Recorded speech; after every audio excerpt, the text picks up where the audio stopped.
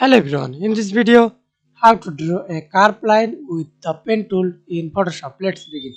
First of all, create a new document or open your project, then click the pen tool or press P on your keyboard. Then right click on your mouse, select pen tool and mode, shape mode, fill, without fill and stroke. Choose your stroke color. Example, use this color black, 3 pixels or 2 pixels as you wish. Press enter, then click anywhere,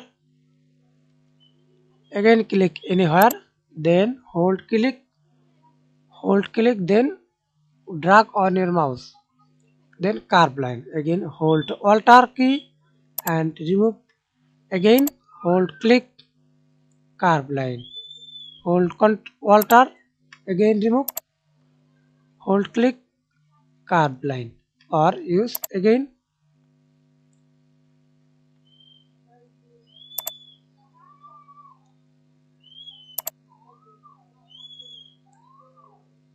hold Alt. Okay, and edit to this point, hold hold Alt key, then move point, hold Alt key, move point and remove, press delete and adjust point, plus add anchor point, click anywhere,